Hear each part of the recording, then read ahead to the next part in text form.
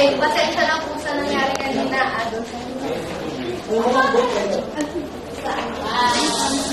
Okay, ready. Cortina. Sabi nila, ang tao ay natututo sa kanilang makaranasan. Nung isa nasusunod tayo sa lago ng ating buhay.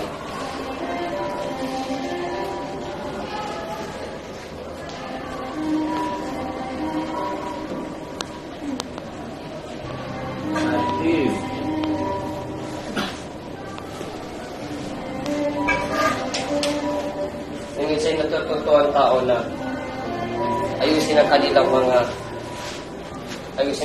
mga pagkakamali.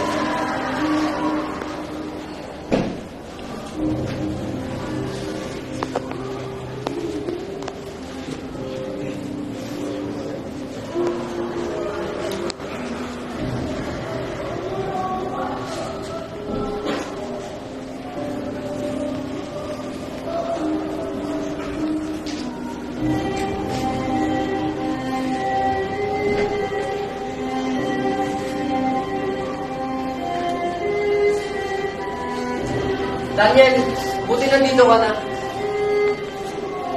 Handa ka na makilala siya. Tay, ano ibig mo sabihin nito?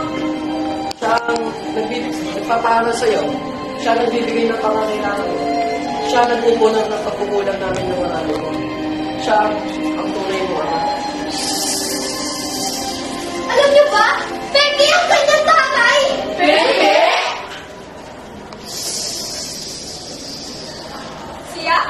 Ang aking ama? Ano kasi sinungalingan na naman ito?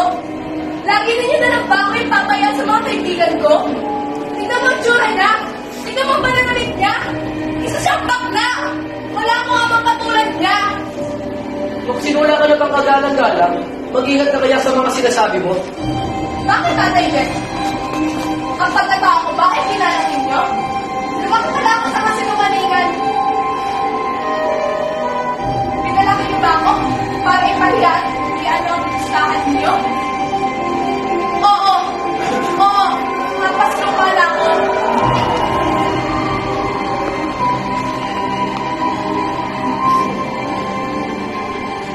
Tama na! Tama na! Ano bang masama sa pagiging bakla? Wala naman, di ba? Di ba wala? Ba't ayaw niyo ako tanggapin?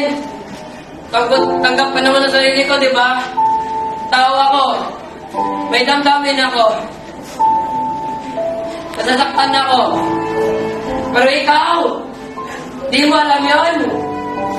Yan ka kasi magaling. Maging mangutya. Di mo alam anong pinagdadaanan ko. Di ko kayo iniwan. Ang mata ko ay laging nakatingin kay mama.